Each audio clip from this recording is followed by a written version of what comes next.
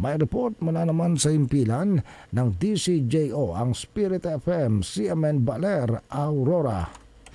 CNN Live Nationwide. Ray Fernando, magandang araw sa iyo. Magandang araw Ariel, magandang araw Pilipinas. Pinagtibay kamakailan sa ikalimang regular na sesyon ng 16th Sangguniang Panlalawigan ng Aurora ang resolusyon ni Bukal Attorney Patrick Angara na humihiling ng intervention ni Pangulong Ferdinand Marcos Jr.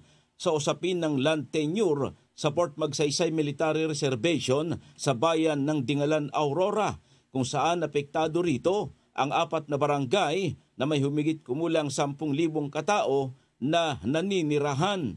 Una nang ipinaliwanag ni Bukal Angara sa kanyang privilege speech noong nakalipas na regular session ng Sangguniang Panlalawigan na ang Port Magsaysay Military Reservation ay nabuo sa pamamagitan ng Proclamation Order number 237 ni dating Pangulong Ramon Magsaysay noong December 19, 1955 na ang lupaing nasakop ng military reservation ay matagal nang inuukupa, binubungkal at pinaninirahanan ng mga tao. Napag-alaman din umano ni Angara na noong July 23, 2024, ang Armed Forces of the Philippines ay nag-file na ng special patent application para matituluhan ng bahagi ng military reservation na maituturing na alienable and disposable land. Ang ilang parte daw ng lupa ay gagamiting retirement home ng mga sundalo.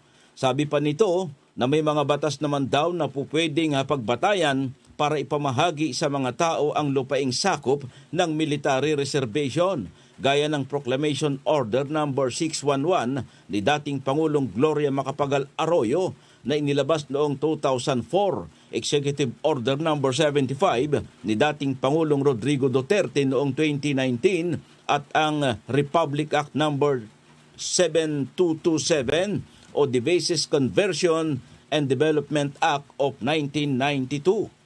Hiniling din sa resolusyon ang pagkilala at proteksyon sa karapatan ng mga matagal nang naninirahan, nagsasaka at benepisyaryo sa lugar bago pa man ito ginawang military reservation.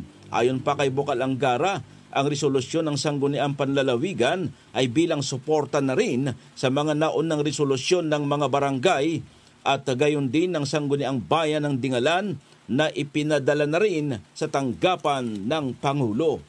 Hinihikayat din nito ang mga kapwa lokal na mambabatas na paghandaan ng mga susunod na hakbang upang mapangalagaan ng karapatan ng mga mamamayan sa mga barangay na sakop ng military reservation. Si Bukal Attorney Patrick Angara ang tumutulong para ipaglaban ng karapatan ng mga apektadong mamamayan bago pa ito naging board member ng lalawigan ng Aurora. Mula dito sa DCJO, Spirit FM Baler, Aurora, ako si Ray Fernando nag-uulat live para sa CMN Pilipinas. CNN Live Nationwide. Maraming salamat, Ray Fernando. Mula po naman sa impilan ng DCJO, ang Spirit FM, CMN Baler, Aurora.